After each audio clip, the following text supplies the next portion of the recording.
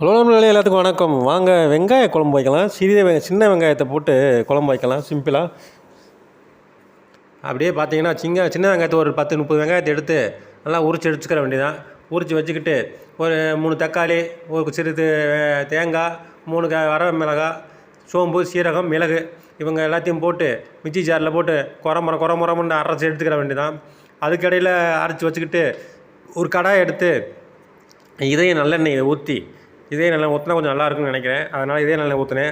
ஊற்றி வெந்தயத்தை போட்டு 2 வரமிளகாயை போட்டு தாளித்து அதோட கருவேப்பிலை, கொத்தமல்லியை போட்டு அவங்கள போட்டு அதுக்கப்புறம் உரிச்சு வச்ச வெங்காயத்தை போட்டு அது அந்த எண்ணெயில் இறக்கி விட்டு ஒரே ஒரு கத்திரிக்காய் பீஸை தூக்கிக்குள்ளே போட்டால் ஒரு ஃப்ளேவர் நல்லா இருக்கும்னுக்காக போட்டு பார்த்தேன் நான். அப்புறம் இவங்களை பூரா அப்படியே பொன்னிறமாக அப்படியே வறுன்னு அப்படியே லைட்டாக வறுத்து எடுத்துக்கிற வேண்டியதான்.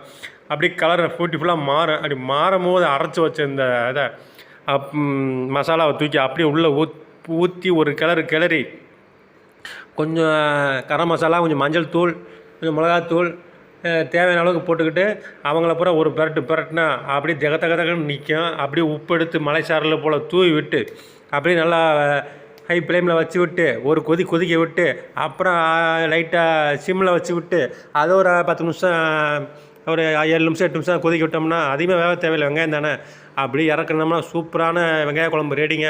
அதுக்கப்புறம் ஒரு வாழைக்காய் எடுத்து அதை பீஸாக வெட்டி ஒரு கடையில் போட்டு பேட்டி எடுத்துக்கிட்டேங்க. அதை வீடியோ எடுக்க மறந்துட்டேன்.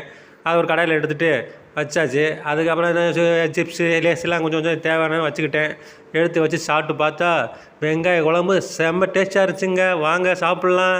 லைக் பண்ணுங்கள், ஷேர் பண்ணுங்கள், கமெண்ட் பண்ணுங்கள். சாப்பிட்டு பார்த்தா ஆஹா, சூடுனாலும் சூடு, செம்ம டேஸ்ட்டுங்க. பாய்.